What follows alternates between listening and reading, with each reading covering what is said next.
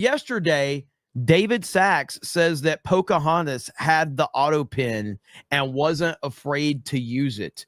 So there's a lot of speculation as to who was controlling the Autopen for the Biden administration, because it wasn't Joe Biden. And David Sachs has an opinion. This is the financial system of the future, Jesse, and we have to encourage it. What the Biden administration was doing, and let's face it, it wasn't Biden.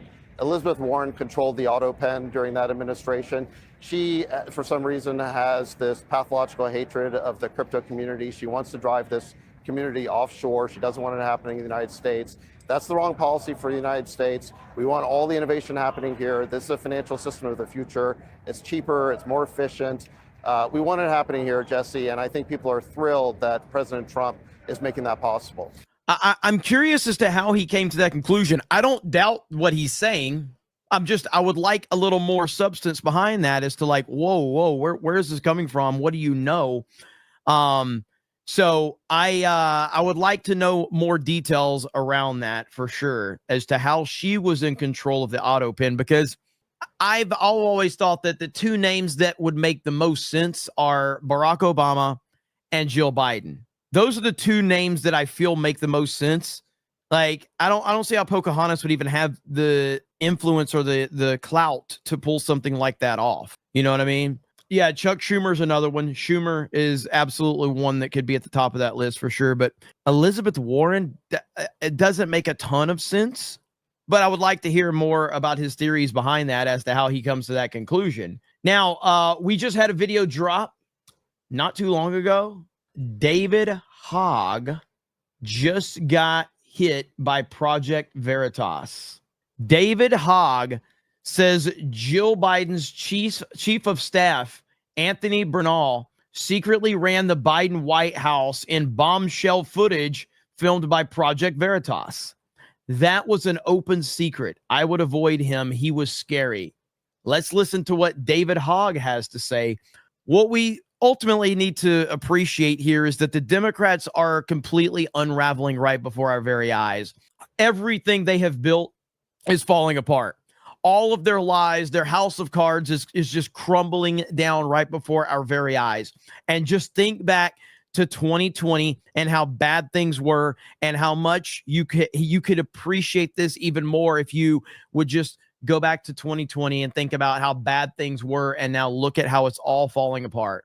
One question for me is, like, how corrupt is the DNC if so many people knew, or few people knew about Biden, well, the president of the United States? I mean, I think the fact of the matter is the DNC is always going to be like a campaign arm of the president, ultimately. The bigger issue was like the inner circle that was around Biden. That's it. And I can't stress to you enough. Like Jill Biden's chief of staff, like, had an enormous amount of power. Joe Biden? Jill Biden's chief of staff. That was like an open secret at that point. Like, I would avoid him. Like, he was scary. What was his name? Anthony Bernal. I've never seen him. Exactly. What do you mean? He's like a shadowy, like, Wizard of Oz type figure. That's what made him so, like, I knew how he looked, but I'm like, the general public wouldn't know how this man looked. But he wielded an enormous amount of power, and I can't stress to you how much power he had at the White House.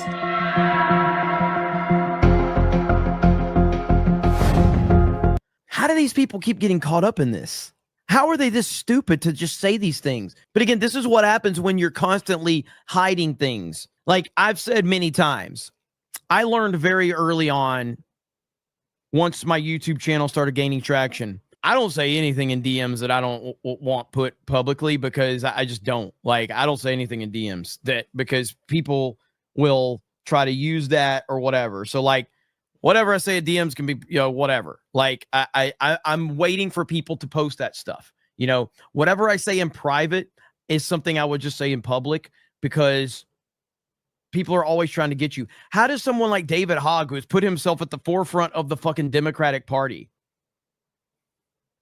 how has he found himself in this position? Well, first of all, he's an idiot. He's a poser. He's a fake. He's a fraud. We know that.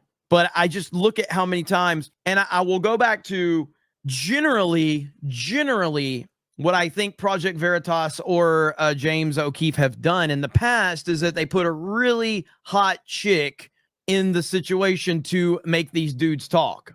I don't think that happened with David Hogg.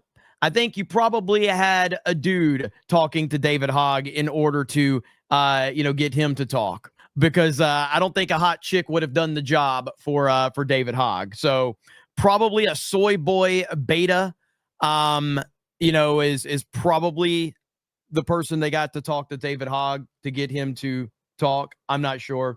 But either way, how do they keep finding themselves in this position? Does David Hogg saying this mean anything to me? Not really. It doesn't confirm anything to me. It doesn't make me think like I don't think this is a bombshell, because I don't think David Hogg knows any fucking thing. I don't think David Hogg knows shit. I think David Hogg tries to portray himself as someone that knows a lot, but I don't think he actually knows a lot. I really don't. But I mean, the biggest piece of this news is Project Veritas like a thing still? So I don't know. I thought it was dead, but then all of a sudden James O'Keefe suddenly wants to start, talking about Project Veritas again. It's a strange dynamic either way.